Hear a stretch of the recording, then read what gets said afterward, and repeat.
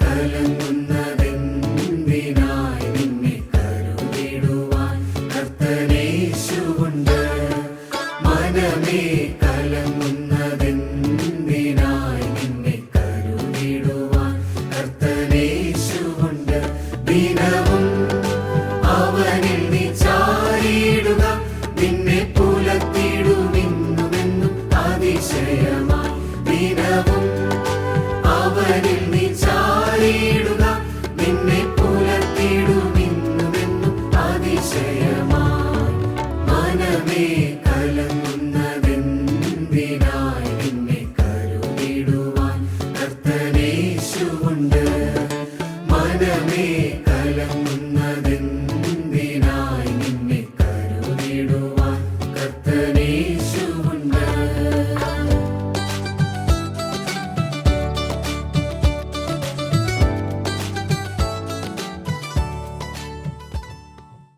വിശുദ്ധ യോഹന്നാൻ എഴുതിയ സുവിശേഷം 20-ാം അധ്യായം 8-ാമത്തെ വാക്യം.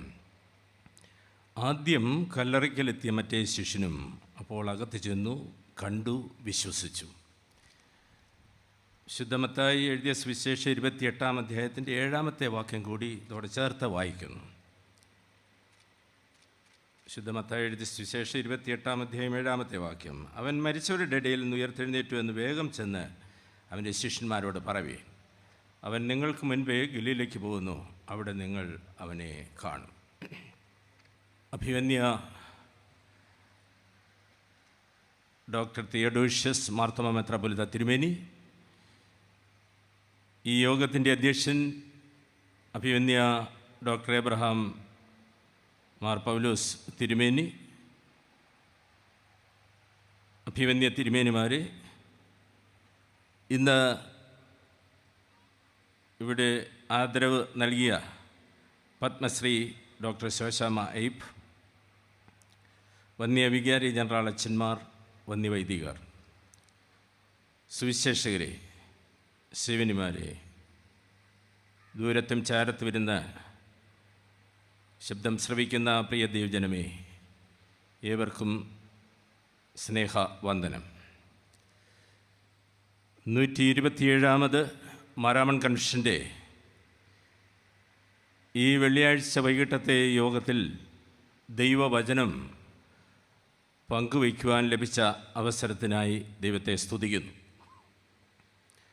പ്രത്യേകിച്ചും മാർത്തോമാ സുവിശേഷ സേവിക സംഘവുമായി ബന്ധപ്പെട്ട ഈ കൂടിയരവിൽ ചുമതലക്കാരോട് ഏവരോടുമുള്ള നന്ദി ഈ സമയത്ത് അറിയിക്കട്ടെ. മാനവ സമൂഹം മുഴുവൻ ഒരേ തോണിയിൽ യാത്ര ചെയ്യുന്ന അസാധാരണമായിട്ടുള്ള കാലസന്ധിയിലാണ് നാം എത്തി നിൽക്കുന്നത്. മനസ്സുകൊണ്ട് മനസ്സിനെ തൊടുവാൻ കഴിയുന്ന പാരസ്പരികത ഈ കാലഘട്ടം നമ്മോട് ആവശ്യപ്പെടുന്നു. നമ്മുടെ മലയാളത്തിലെ ഏറ്റവും പ്രമുഖ ദിനപത്രത്തിൽ കുറച്ച് നാളുകൾക്ക് മുൻപ് വന്ന ഒരു വാർത്ത ഇപ്രകാരമാണ്: കോവിഡ് കാലത്ത് കേരളം കണ്ട ഏറ്റവും വലിയ കരുതലിൻ്റെ കരുത്തിൽ 1.5 വയസ്സുകാരൻ ഇനി എണീറ്റ് നിൽക്കും. അവൻ്റെ ചികിത്സയ്ക്കായി 7 ദിവസം കൊണ്ട് മലയാളികൾ സമാഹരിച്ചത് 18 കോടി രൂപ. സ്പൈനൽ മസ്കുലർ അട്രോഫി എന്ന ഗുരുതര രോഗം ബാധിച്ച ഈ പൈതലിന് വേണ്ടിയാണ് ലോക മലയാളികൾ കൈകോർത്തത്. കരുതലിൻ്റെ ഏറ്റവും ഉദാത്തമായിട്ടുള്ള കരസ്പർശനം ഏറ്റ സന്ദർഭം. കോവിഡ് കാലത്ത് കരുതലിൻ്റെ കരങ്ങൾ നമുക്ക് സമസൃഷ്ടങ്ങൾക്കായിട്ട് നൽകാം. ഒരു ധ്യാന ചിന്തയുടെ ടൈറ്റിൽ ഇപ്രകാരമാണ്: യു ആർ അണ്ടർ സർവൈലൻസ്. നിങ്ങൾ നിരീക്ഷണത്തിലാണ്. വളരെ ശ്രദ്ധയോടുകൂടി ഈ ഭാഗം വായിച്ചപ്പോൾ ഒരു ഗോത്രവർഗക്കാരുടെ ഇടയിൽ നടക്കുന്ന ഒരു ആചാര രീതിയാണ് അതിൽ വർണ്ണിച്ചിരിക്കുന്നത്. കൊച്ചു കുഞ്ഞുങ്ങൾ അവർ അല്പം ചിന്തിക്കുവാൻ കഴിയുന്ന സന്ദർഭത്തിൽ നല്ല കുറ്റിരുട്ടുള്ള ഇരുട്ടുള്ള രാത്രിയിൽ ഒരു ഘോര വരാന്തരത്തിൽ ഈ കുട്ടികളെ ഒറ്റയ്ക്ക് കൊണ്ടിരുത്തുന്നതായുള്ളൊരു ആചാരമെന്നാണ് അതിൽ പറഞ്ഞിരിക്കുന്നത്. ഒരുപക്ഷെ കുട്ടികൾക്ക് കുറേ കൂടി ധൈര്യത്തോടുകൂടി ജീവിതത്തെ ഫേസ് ചെയ്യുവാൻ നൽകുന്ന ഒരാചാര രീതിയായിരിക്കാം ഈ ഗോത്രവർഗ്ഗക്കാർ ചെയ്യുന്നത്. വാദ്യമേളങ്ങളോടുകൂടിയാണ് ഈ കുട്ടികളെ അവിടെ കൊണ്ടിരുത്തുക. രാവിലെ വന്ന് ഒറ്റയ്ക്കിരിക്കുന്ന ഈ കുട്ടികളെ അപ്രകാരം തന്നെ അവർ സ്വീകരിച്ചു കൊണ്ടുപോകും. അങ്ങനെ ഒരു കുട്ടിയെ കൊണ്ടിരുത്തി കഴിഞ്ഞപ്പോൾ കുട്ടി ഭയന്ന് വിറച്ചിരിക്കുകയാണ്. രാത്രി മുഴുവൻ ഭയന്നിരിക്കുന്ന ഈ കുട്ടി ചിന്തിച്ചു, എൻ്റെ പിതാവ് രാവിലെ വന്ന് എന്നെ സ്വീകരിച്ചു കൊണ്ടുപോകും. ആ പ്രതീക്ഷയോടുകൂടി ഇരിക്കുന്ന ഈ കുട്ടി നേരം വെളുത്തപ്പോൾ കണ്ടത് തൻ്റെ തൊട്ടുപുറകിൽ തന്നെ പിതാവ് തനിക്ക് കാവലായിട്ടുണ്ടായിരുന്നു എന്നാണ് മനസ്സിലാക്കുവാൻ കഴിഞ്ഞത്. You are under surveillance. ഈ വർഷത്തെ മറാമൺ കൺവെൻഷൻ്റെ ചിന്താവിഷയം സൗഖ്യം എന്നുള്ളതാണ്. സമൂഹത്തിൻ്റെ സൗഖ്യം. ദൈവത്തിൻ്റെ നിരീക്ഷണത്തിലാണ് നാം എന്നുള്ളത് നമ്മെ ആശ്വസിപ്പിക്കുന്ന, പ്രത്യാശയോടുകൂടി മുൻപോട്ട് പോകുവാൻ കഴിയുന്ന ഒരനുഭവമാണ്. ഈ കാലഘട്ടത്തെ നന്മയുടെ വിളവെടുപ്പ് കാലം എന്ന് വിശേഷിപ്പിക്കപ്പെടാറുണ്ട്. നാം കൈകൂപ്പി അന്യോന്യം വണങ്ങുന്നു, സ്വീകരണ വാക്കുകൾ നൽകുന്നു. എന്നിലെ ദൈവാംശം നിന്നിലെ ദൈവാംശത്തെ തിരിച്ചറിയുന്നു എന്ന് പ്രഖ്യാപിക്കുന്ന ഒരു രീതിയാണത്. എന്നിലെ ദൈവികത നിന്നിലെ ദൈവികതയെ തിരിച്ചറിയുന്നു. നന്മയുടെ വിളവെടുപ്പ് കാലം, പ്രകൃതിയുടെ സുഖചികിത്സാകാലം. ഒരുപക്ഷെ ഈ കോവിഡ് കാലഘട്ടത്തിൽ പ്രകൃതിക്ക് അല്പം വിശ്രമം ലഭിച്ച സന്ദർഭമാണ്. ഒത്തിരി നിർമ്മാണ പ്രവർത്തനങ്ങൾ അതൊക്കെ കുറഞ്ഞിട്ടുണ്ടായിരുന്നു. അതോടൊപ്പം തന്നെ പുതിയ സ്വാഭാവികതകളും അതിൻ്റെയും കാലഘട്ടമാണ്. പുതിയ സ്വാഭാവികതകൾ, മാസ്ക്, ഗ്യാപ്പ്, സോപ്പ്, ഇത് നമുക്ക് സുപരിചിതമായിരിക്കുകയാണ്. ഈ 3 കാര്യങ്ങൾ ഒരുപക്ഷെ ഇവിടെ ഈ യോഗത്തിലും സംബന്ധിക്കുന്നതിന് ഇത് ആവശ്യമായിരിക്കുന്നു. ഈ ഒരാഴ്ച ദൈവവചന കേൾവിയുടെ ഇടമായി നാം വീണ്ടും ഈ വർഷം ഇവിടെ കൂടി വന്നിരിക്കുന്നു. സമൂഹത്തിന് ദിശാബോധം നൽകുന്ന പ്രകാശഗോപുരമായി കഴിഞ്ഞ 126 വർഷങ്ങൾ, 127 വർഷം ഈ മറാമൺ കൺവെൻഷൻ ചുറ്റുപാടുകളിൽ പ്രശോഭിച്ചു. തീരം തേടുന്നവർക്ക് തീരമണയുവാനുള്ള വഴികാട്ടിയായി ഇവിടെ വിളംബരം ചെയ്യുന്നതായുള്ള ദൈവവചനം സാധ്യമാക്കി തീർക്കുന്നു. യേശു പഠിപ്പിച്ച ഉപമയിൽ ഏറ്റവും സുന്ദരമായിട്ടുള്ള ദൈവവചനവുമായി ബന്ധപ്പെട്ട ഏറ്റവും സുന്ദരമായിട്ടുള്ള ഒരു ചിന്തയാണ് വിത്ത് വിതയ്ക്കുന്നവൻ്റെ ഉപമ. വിത്ത് ഒരു നല്ല സാദൃശ്യമാണ്. യേശു ജന്മം കൊണ്ട് തച്ചനെങ്കിലും കർമ്മം കൊണ്ട് ഒരു കൃഷിക്കാരൻ്റെ ചാതുര്യത്തോടു കൂടിയാണ് വിതയ്ക്കുന്നതിൻ്റെ ഉപമ പറയുന്നത്. വിതച്ചപ്പോൾ ചിലത് വഴിയരികെ വീണു, ചിലത് മുള്ളിനിടയിൽ വീണു, ചിലത് പാറപ്പുറത്ത് വീണു, ചിലത് നല്ല നിലത്ത് വീണു. ദൈവം ഭൂമിയിൽ വിതറിയ വിത്തുകളാണ് നാം ഓരോരുത്തരും. ഗോതമ്പ് മണികളാണ്. കൊണ്ട് യേശു സാദൃശ്യം ഉപയോഗിക്കുന്നുണ്ട് യോഹന്നാൻ സുവിശേഷത്തിൽ 12-ാം അധ്യായത്തിൽ. ഗോതമ്പ് മണി നിലത്ത് വീണ് ചാകുന്നില്ല എങ്കിൽ തനിയായിരിക്കും, ചത്തുവെങ്കിലോ വളരെ ഫലം കായ്ക്കും. ദൈവത്തിൻ്റെ വയലിൽ ക്രിസ്തു വിതച്ച ഗോതമ്പ് മണിയായി അധികം ഫലം കായ്ക്കേണ്ടുന്നതിന് നമ്മളെ സ്വയം അർപ്പിക്കുന്ന സന്ദർഭമായി ഈ വചന കേൾവിയുടെ നാളുകൾ തീരട്ടെ. ജീവിതത്തിലെ നഷ്ടങ്ങളെ നോക്കി വിലപിക്കുന്നവരോടൊപ്പം നിൽക്കുന്ന കർത്താവ് 99 വിട്ടിട്ട് 1 അന്വേഷിക്കുന്ന ഇടയൻ്റെ ധനതത്വശാസ്ത്രം ഒരുപക്ഷെ മരുഭൂമിയിൽ ഈ 99 പലയിടങ്ങളിലേക്ക് പോയി എന്ന് വന്നേക്കാം. 99 നഷ്ടമായാലും ഒന്നിനെ നഷ്ടപ്പെടുത്താത്തതായുള്ള ഇടയൻ. 12 മണിക്കൂർ ജോലി ചെയ്യുന്ന ആളിനും 1 മണിക്കൂർ ജോലി ചെയ്യുന്ന ആളിനും ഒരേ കൂലി കൊടുക്കുന്ന തൊഴിലുറപ്പിൻ്റെ ചിന്തകൾ യജമാനൻ ആളുകളെ വിളിച്ചാക്കുന്നതായുള്ള തോട്ടത്തിൽ ജോലി ചെയ്യാൻ വിളിച്ചാക്കുന്ന ഉപമയിലൂടെ പഠിപ്പിക്കുന്നു. ചുങ്കക്കാരോടും പാപികളോടും തള്ളപ്പെട്ടവരോടും കൂട്ടായ്മ ആചരിക്കുന്ന യേശു, ബലഹീനരുടെ പക്ഷം ചേരുന്ന യേശു. യേശുവിൻ്റെ നിയോഗത്തിൽ നിന്ന് അകന്നുപോയ ശിഷ്യന്മാർ മീൻ പിടിക്കുവാൻ പോയി നിരാശരായി തിരിച്ചു വന്നപ്പോൾ അവർക്ക് പ്രാതലുമായി കാത്തിരിക്കുന്ന യേശു.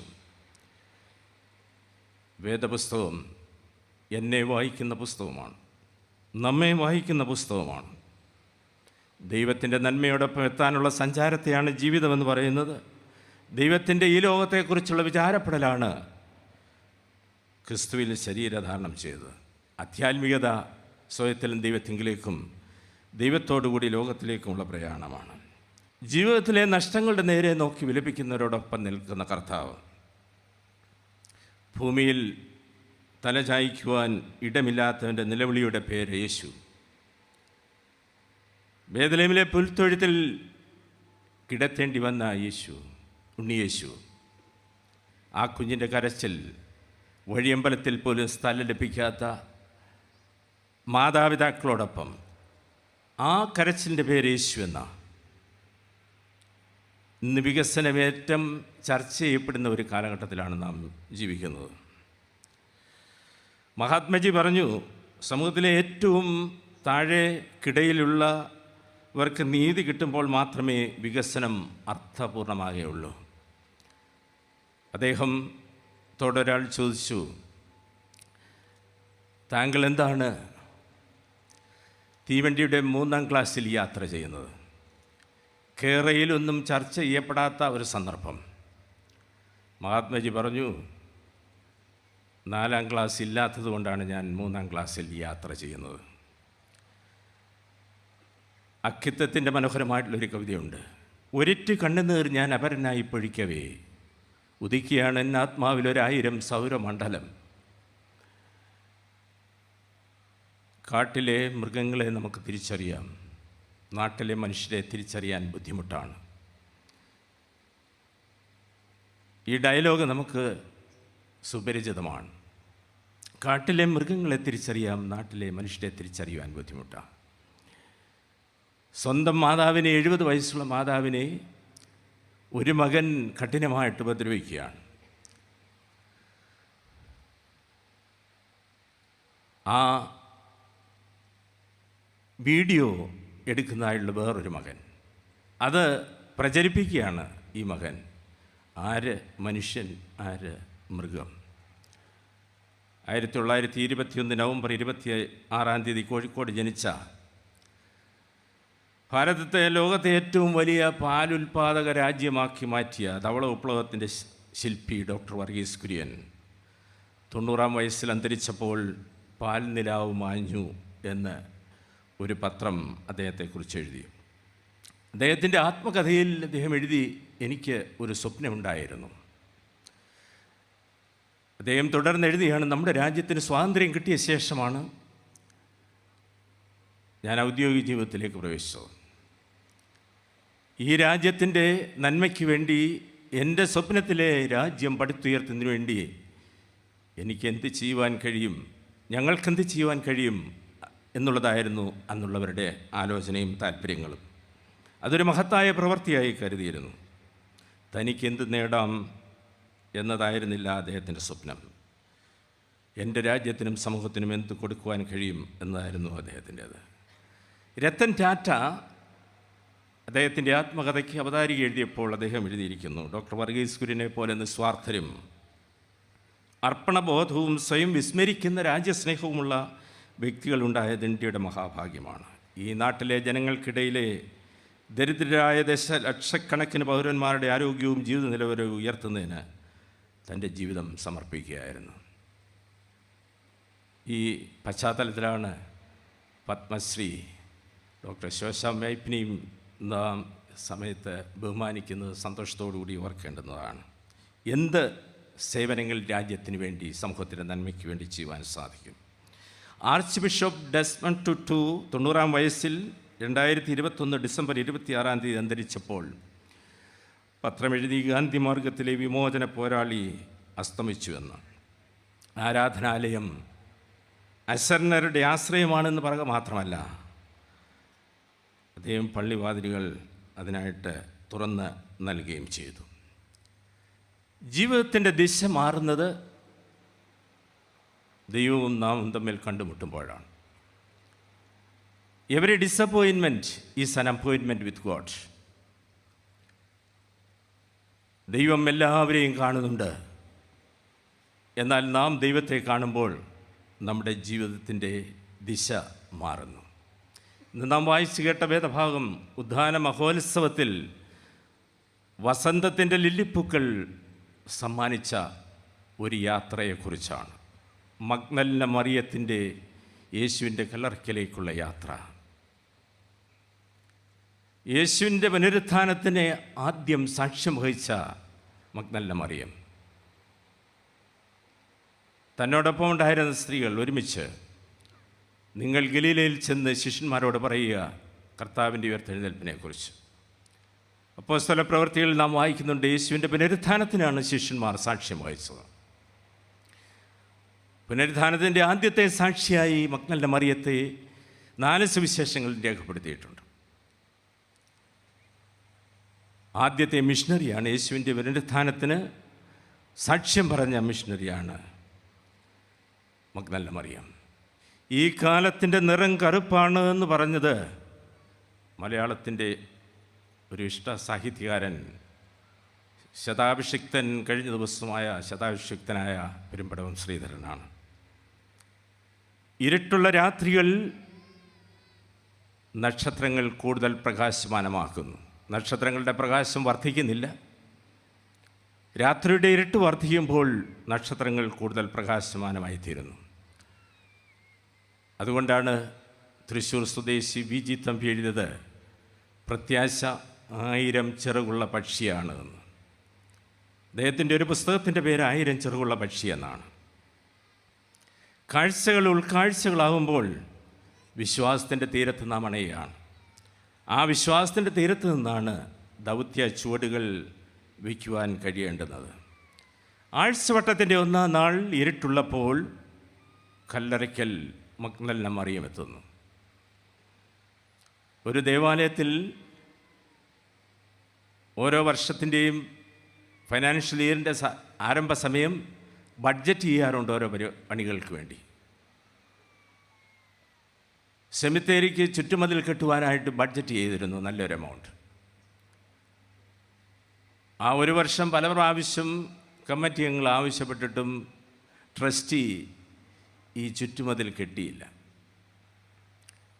കണക്ക് അവതരിപ്പിക്കുന്ന ദിവസം പലരെ ശബ്ദമുണ്ടാക്കി, എന്തുകൊണ്ട് ചെയ്തില്ല, ബഡ്ജറ്റ് ചെയ്ത പണം എന്തുകൊണ്ട് ചെലവഴിച്ചില്ല. അദ്ദേഹം ഏറ്റവും ഒടുവിലെല്ലാം ഒന്ന് ശാന്തമായപ്പോൾ പറഞ്ഞു, ഞാൻ എൻ്റെ യുക്തി ഒന്ന് ഉപയോഗിച്ചു, ഈ സെമിത്തേരിക്കുള്ളിലുള്ള ആരും തന്നെ പുറത്തു പോകുകയില്ല, ഇവിടെ ഇരിക്കുന്ന ആരും അതിനുള്ളിലേക്ക് കയറാനും താല്പര്യപ്പെടുന്നില്ല, എടുത്തുകൊണ്ട് പോകുന്ന ഒഴിച്ചാൽ. അതുകൊണ്ട് ഇതിന് മതിൽ ആവശ്യമില്ല എന്ന് പറഞ്ഞു. ഇരുട്ടുള്ള രാത്രിയിൽ മഗ്ദലന മറിയം കർത്താവിൻ്റെ കല്ലറയ്ക്കലെത്തുകയാണ്.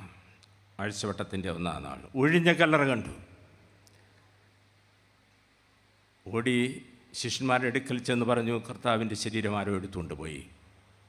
അവരോടി കല്ലറയ്ക്കലെത്തി. നോക്കിയപ്പോൾ യേശുവിൻ്റെ ശരീരം അവിടെയില്ല. ശീലകൾ ചുരുട്ടി വെച്ചിരിക്കുന്നതായിട്ടുള്ള കാഴ്ചയാണ് കണ്ടത്. 3 വാക്കുകൾ ഇവിടെ ശ്രദ്ധേയമായിട്ട് ഉപയോഗിക്കുന്നുണ്ട് 20-ാം അധ്യായത്തിൽ, യോഹന്നാൻ സുവിശേഷം 20-ാം അധ്യായത്തിൽ. മഗ്ദലന മറിയം കല്ലറയ്ക്കലെത്തിയപ്പോൾ കല്ല് ഉരുട്ട് മാറ്റിയിരിക്കുന്നത് കണ്ടു. മൂലഭാഷയിൽ ഇതൊരു ഫിസിക്കൽ വിഷനാണ്. ബാഹ്യ കണ്ണുകൾ കൊണ്ട് അവിടെ സംഭവിച്ച കാര്യം വിവരിക്കപ്പെടുകയാണ്. അതിൻ്റെ ആന്തരികമായിട്ടുള്ള അനുഭവത്തിലേക്ക് കയറുന്നില്ല. മഗ്ദലന മറിയം ചെന്ന് മറ്റ് ശിഷ്യന്മാരോട് പറഞ്ഞപ്പോൾ അവരിൽ പത്രോസും മറ്റേ ശിഷ്യനും കൂടി ഓടി വന്നു. പത്രോസ് അകത്തേക്ക് നോക്കിയപ്പോൾ ശീലുകൾ ചുരുട്ടി വെച്ചിരിക്കുന്നത് കണ്ടു. യേശുവിൻ്റെ ശരീരം അവിടെയില്ല. അത് കുറെ കൂടി ഡിലിജൻ്റ് അണ്ടർസ്റ്റാൻഡിങ്ങാണ്. എന്താണ് അവിടെ സംഭവിച്ചതെന്ന് മനസ്സിലാക്കുവാനായുള്ള ശ്രമം. മൂന്നാമത് മറ്റേ ശിഷ്യൻ ആരാണെന്ന് വ്യക്തമാക്കിയിട്ടില്ല. ഈ കല്ലറയ്ക്കുള്ളിലേക്ക് കയറി കണ്ടു, വിശ്വസിച്ചു. 20-ാം അധ്യായത്തിൻ്റെ 8-ാമത്തെ വാക്യത്തിൽ മറ്റേ ശിഷ്യൻ കല്ലറയ്ക്കുള്ളിൽ ചെന്ന് കണ്ടു, വിശ്വസിച്ചു. കാഴ്ചകൾ ഉൾക്കാഴ്ചകളാക്കി തീർക്കുന്നതായുള്ള മനസ്സിലാക്കൽ.